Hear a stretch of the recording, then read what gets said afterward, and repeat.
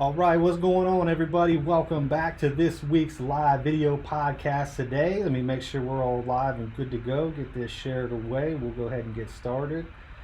Definitely appreciate you tuning in this week. We have a very, very important topic. This one here is near and dear to my heart, and we have a special guest on today, Mr. Steve Bowman. Steve, thanks for your time, my man. I appreciate you coming on and thanks for talking with us about this topic today. So, as you can see, the topic for today's video is the truth about transitional housing, how to stay clean and sober for years and build a foundation in recovery housing without falling back into the trap of old people, places, and things. So we're going to be sharing, we got some topics, we got some questions that we're going to be discussing today. If you have any questions, definitely feel free to chime in, because we know that a lot of people in recovery have experience in transitional housing, and we also know that a lot of people have some false beliefs about transitional housing. So if you have any questions throughout this episode, feel free to chime in. So first and foremost, Steve, if you don't mind, introduce yourself and tell us a little bit about yourself and why are you so passionate about transitional housing? Well, number one, I'd like to thank God before I even get started. Absolutely. And I'm just some guy flipped off the bus that's been around here about 20 years now that I've been clean and sober. 20 years, that's amazing. And I decided a while back that I wanted to do transitional housing, and then I kind of got sidetracked because I seen that the need was being fulfilled. So when I see a need again, then I step back up and try to do this. So that's what we've been doing for the last year. Good deal. So you guys, you and the people that you're close to have been working on getting a transitional house up and running for the past year, right? Yes, absolutely. Had any challenges along the way? Oh my goodness. And then some. Yeah. Yes, we've had lots of snafus, if you will, along the way. We've had with the construction. I mean, it looked like a perfect house that needed very little, and it turns out that wasn't the case. Right. So having to go on our own budget and our own money, and with some help from some family members, a little help, we was able to put it all together. And we are just now open and to the end of our rope and just kind of holding on right now. Good deal. So back up a little bit. So you guys have been at it for about a year. So how did the seed get planted in you? Like, where did the message come from? We should start a transitional house. Like, where did that idea come from? Well, as a counselor for many years, as you know, working in the field, I've seen with my own two eyes people that stay in long-term treatment have better odds. And at the time I was working in a program that had about a 30-day program. Okay. And I seen them stumble because they would get right out and go right back to the same environment. Yep. Over and over and over. It was toxic for them. Yep. Because typically the family's addicted with them, unfortunately, right, or they're just as ill as they are. Therefore, it's a very, very bad environment for them to go back to. So, I always like to reference the Matt Talbot house, because the Matt Talbot house, I believe, it was a big part of my early recovery. Absolutely. And I could probably rattle off at least 20 names right off the top of my head of folks, of guys who are solid in recovery today that started out their journey at the Matt Talbot house. So I always have been a big believer and a big supporter of the Talbot house. Even though they got some of the strictest rules I've ever seen. They do. I haven't always agreed with the rules myself. Right. But it's been the same program and the same consistency, since the 90s.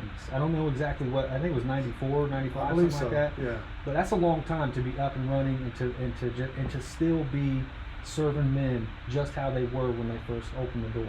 Yeah, and I think that's one thing that's important. We're a Christian-based recovery house, which I'll get into a little bit if we get to that. But there have been models like that. There have been models, that are working like the Matt Talbot house.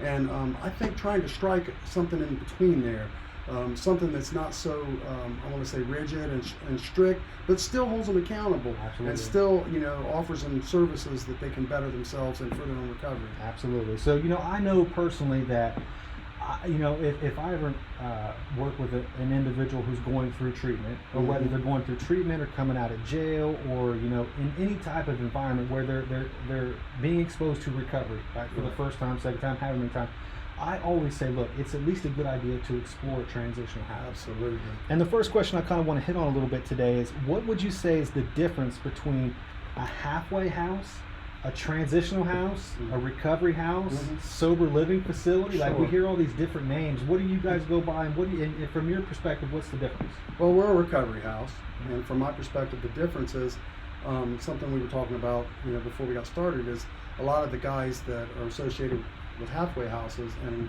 people, when they hear halfway house, they hear post-prison release. Yeah. So they're it's a halfway house for prisoner, or it's a halfway house for mentally ill only people. Whereas, a recovery house actually has structure, embedded within the house and everyday living. So recovery becomes your life, just like you and I both know it has to be. Absolutely. To work. Absolutely. So what do you think would happen, or I know in some situations, it's almost like an unwritten no-no to like mix people who are coming out of prison with people who are in early recovery and just coming out of treatment, because I believe that the two different types of individuals have two different mindsets and mentalities about life moving forward.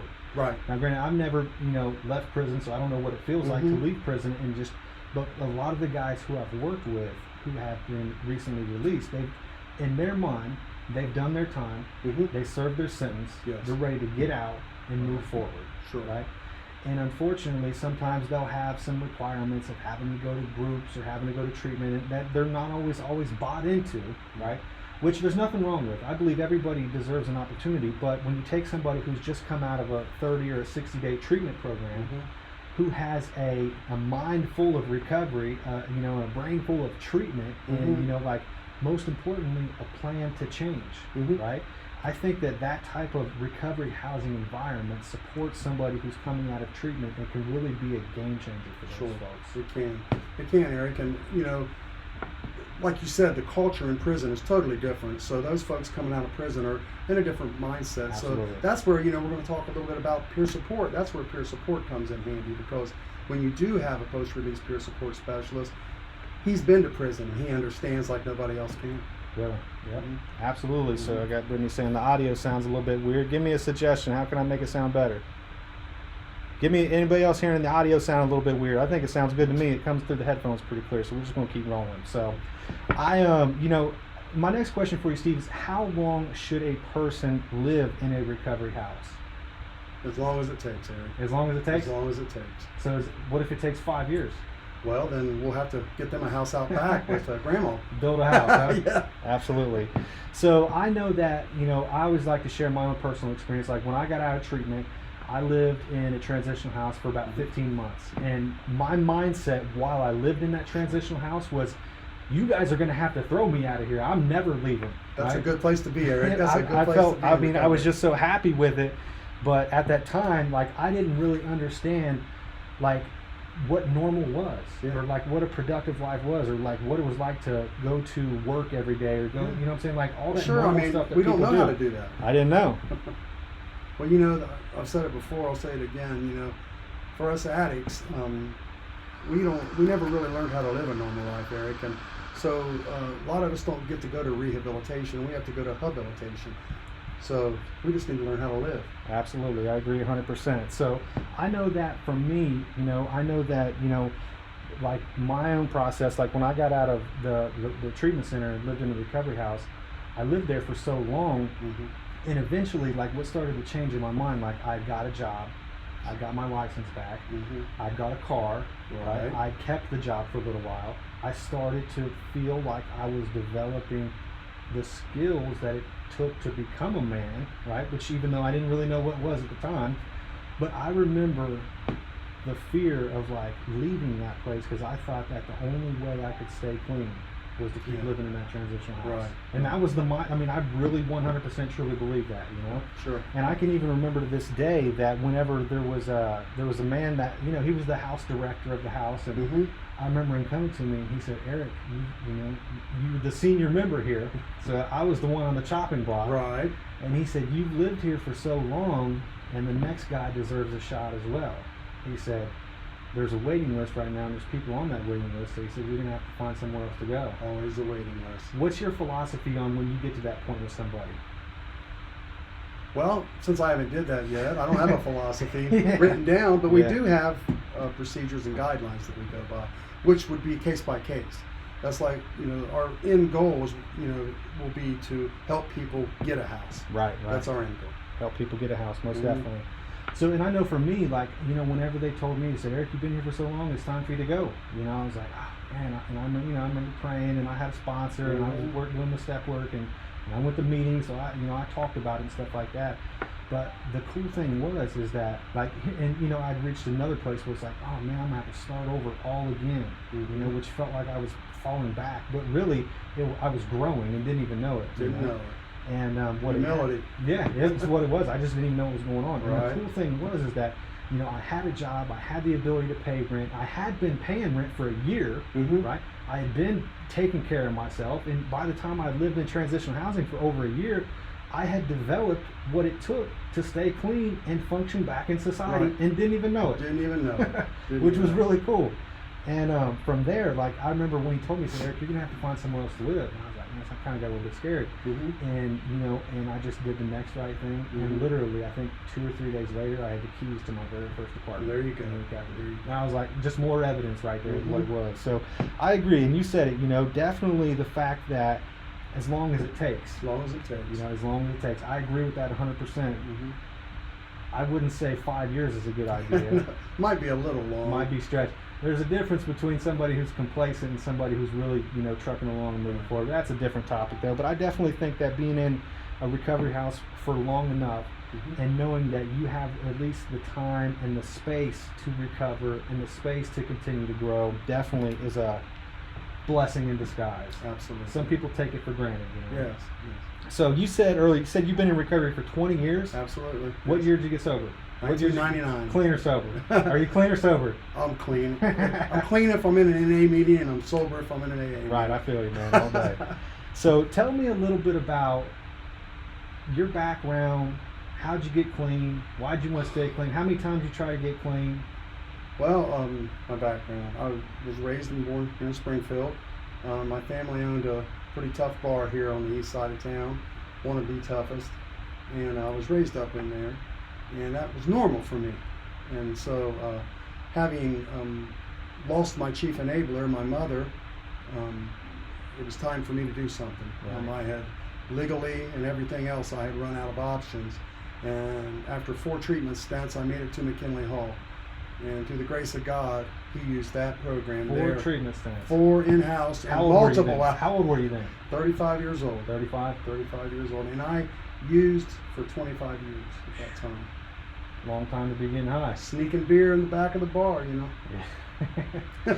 Okay, so you got clean at 35, and did you live in any type of recovery housing or transitional program or anything like that? I did not, per se. I had some pretty angry and determined family members, and as we know, Eric, the family can be the most important vehicle for recovery, to foster good recovery, solid recovery, and they were on me. And I had no money. I had a room. I was able to go back and stay with my father in a room. And if I needed food or anything, I had to ask. Yeah. I mean, for a while it felt pretty humiliating, but then I had to look back at all the damage and the consequences and the things I had done, and it didn't even seem like I was getting enough punishment. Right. Yep. Because So, it sounds like you had a very similar structure to what a transitional house style absolutely, would be like. yes. You can't get high. You can't drink. You Had can't rides go to out, meetings. You can't go out and run around They town take me to all night meetings. long. That's the only place they you to take me. meetings. Meetings or the store. Where else would you need to go? Don't need to go nowhere. Yeah, I feel you. So you had some structure. Yes. Right. So, if I take a look at the time that I left treatment, because I went to treatment twice, the time that I left treatment and moved into transitional housing, right, I had structure. But the first time I left treatment and went back home, right, I was high within an hour of being home. Oh, absolutely. Why wouldn't you be? And you know what's sad, Steve, and I know you've seen this, we've seen it 1,000 times, is, I'll see somebody come to treatment, and I say, have you ever been to treatment before? They say, nope, this is my first time, right? And it's like, these guys, they get in there about 5 or 10 days, and they're thinking, oh, I got this. I know the lingo. I know exactly what to do. I'm going to go back home. I don't need all this. I can do it on my own, right? Right. That I can do it on my own mentality is what a lot of people leave treatment with. Right. But like in your story, my story, and several other stories, it's the 2nd, 3rd, 4th, 5th, 6th, 7th, 10th time through treatment where you're finally like, what do you guys think I should do? And it's like, damn, now this one's ready to listen right here. Ready to listen now. And it's the same message every time. Transitional housing, check it out. Like, housing. if it's available to you and it can somehow be paid for any period of time, like, what do you really have to lose? You know, absolutely nothing at all. So after being like, what do you know now about recovery that you wish you would have known when you got clean? What do I know now about Yeah. recovery? To take it easy on myself. Yeah. Take it easy on yourself. Take Keep it easy on simple. myself. I agree Keep it 100%. simple. That's the main thing. Yeah. So have you how has recovery changed for you over the years? Like, Oh wow! I mean, I wrote a book about it, but it's changed a lot. In 2008, after being a counselor for 7 years, I had a catastrophic illness. The surgery went bad, and so I had to be administered narcotics and everything else. The first couple times, my sponsor was right there with me, and then I ended up in Cleveland.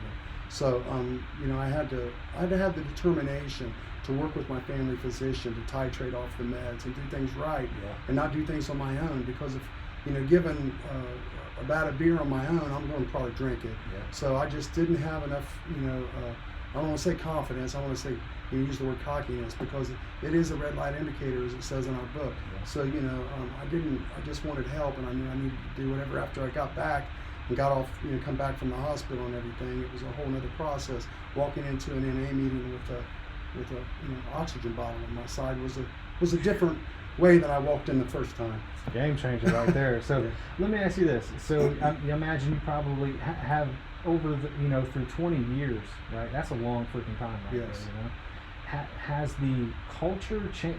Is recovery different today than it was 20 years ago? Oh yeah. How Well, so? when I first came, there was 3 NA meetings in Springfield.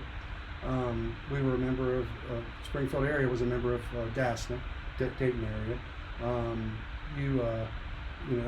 The lingo was different. Mhm. AA didn't accept certain things that they'll accept today. NA accepted very little. Right. They're doing better today because this area is growing. Yeah. But if you go down in Florida and you come back here, it's a totally different, scheme of things. So that's the main thing, Jim. Yeah.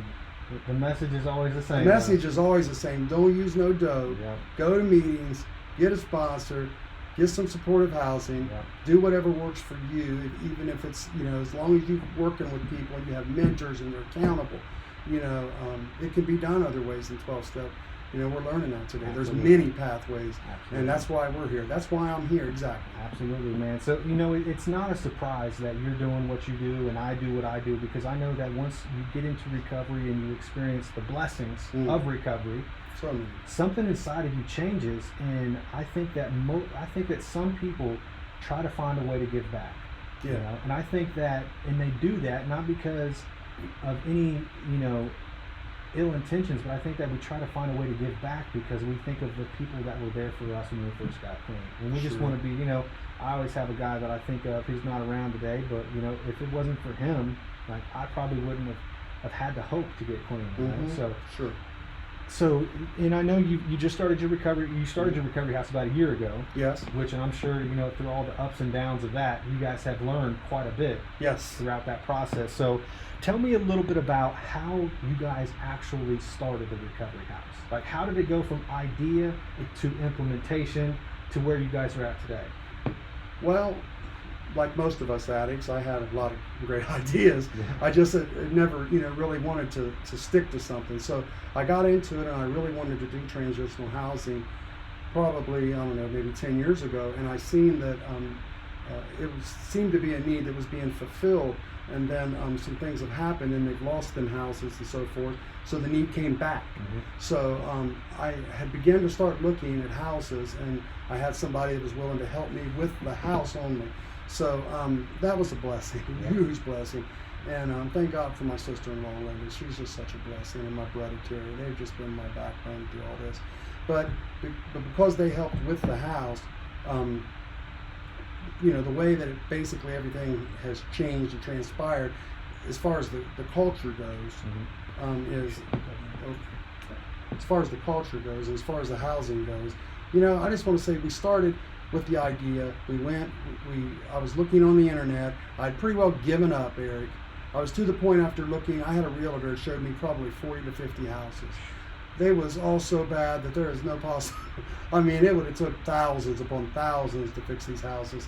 And I was just at the end, of my rainbow there, and I just happened to find a house I really wanted, and 5 people was already on top of it, so I had no chance with it. And 3 days later, I had prayed and prayed and prayed, and I want to be honest, I wept a little bit about it. I was really upset about it. And I just thought, what the heck, I'm going to look on this Zillow app thing here. And I looked on there, and that house that 5 people was on said it was open. Wow. So I called the realtor at 10 o'clock at night, and she said it just came open today. And she wrote up an offer, and the next day it was closed before anyone else could put an offer in on it.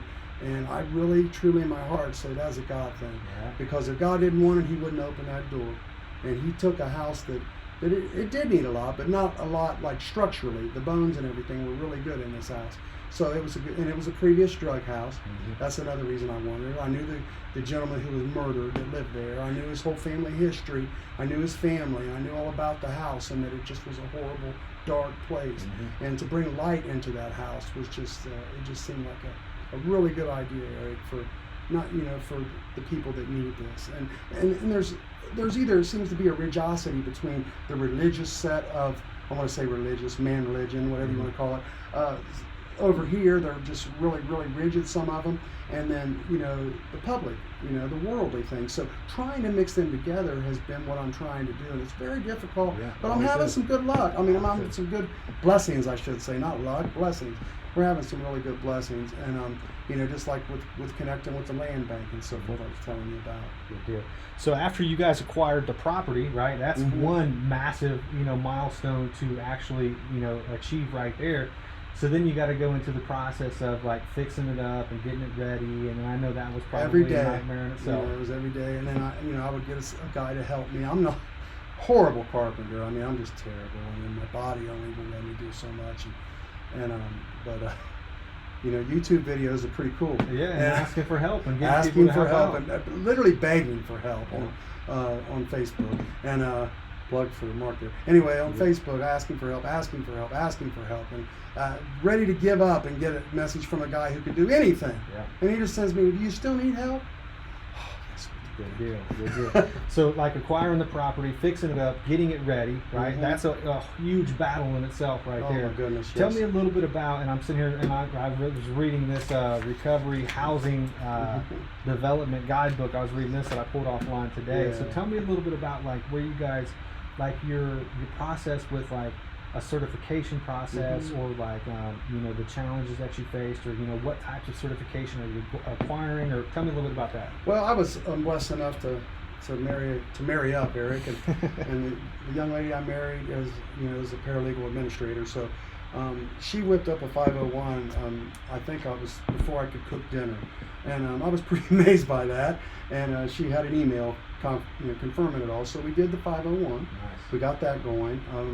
I thought it was a lot more than it was, and it is for some people. It's very cumbersome, and it's a lot to do. But she, again, God put her and I together, and she has her own story, and put us together to do this thing. I'm really convinced that that's God's will. Absolutely. So, that's it. I mean, that's the deal. So start with the 501c3. The 501. We got the. Right now, we are in the process of being certified by High Recovery Housing. Okay. The problem with the High Recovery Housing, and I'm going to say it's a problem, it's just one of their guidelines.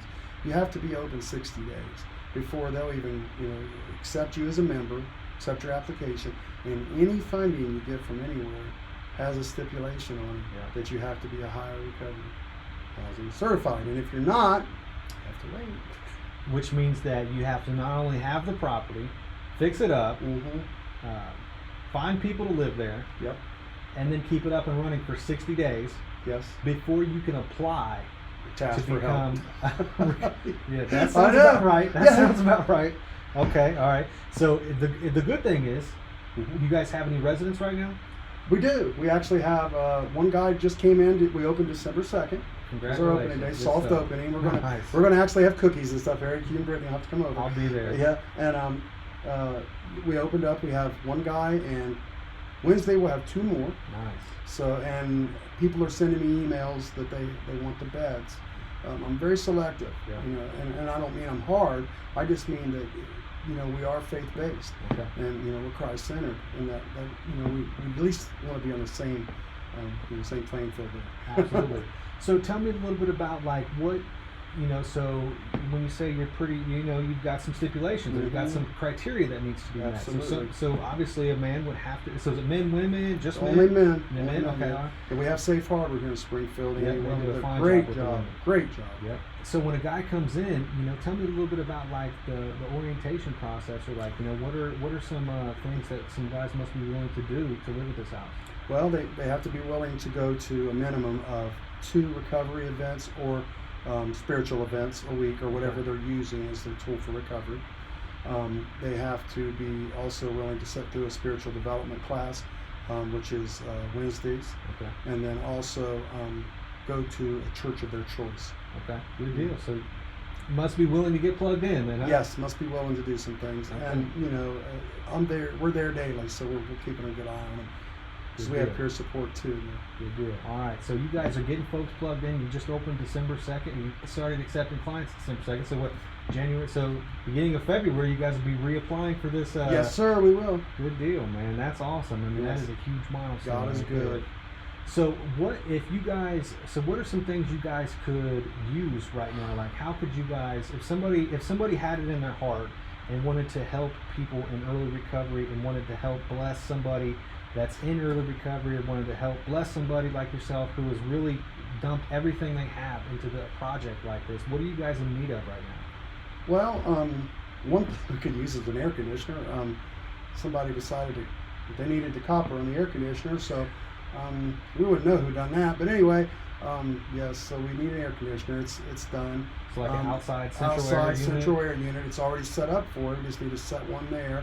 I've been looking for used ones, but the money tree is picked pretty clean. Yeah. So, and if they was able to help someone with pay, there is a rent. It's $80 a week, pays everything. That's not. And, that's a great deal. And we don't even charge them the first 21 days, Eric, because we want them to not have to worry about paying right out of treatment. And if it was up to me, it'd be free every time. It'd be free all the time.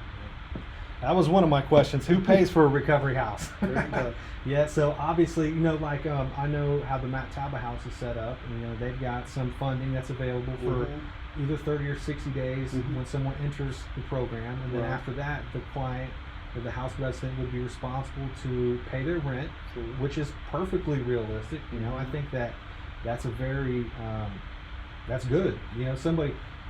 I don't think it would benefit somebody to come into a house, a recovery house, and say, well, you don't have to work. You can just sit here on the couch all the time here. This is your nice room. You can eat all this food. Just everything there but the beer. Yeah, everything's there. I think that, some people need a little bit of time just to kind of get themselves together. But I think a lot of, especially men in early recovery, like when we get clean and we get our head back on the right track, we're capable, right, of being productive and being, responsible enough to go to work, right? One of my favorite quotes is "He who is faithful with a little shall be faithful with a lot." Yes. Right. Yes. And I tell guys, I say, look, if you can manage $5, right? But if you can't manage that $5, terrible, isn't it? if you can't manage that $5, you'll never be able to manage $50 or $500 or $5,000. But when you learn how to be faithful with paying $80 worth of rent per week, then you can maybe handle a cell phone bill. Then you can maybe handle, putting gas in a car, getting your license back. So I think starting small is always wise. And Eric, we're always willing to help the person if they do have, managing problems.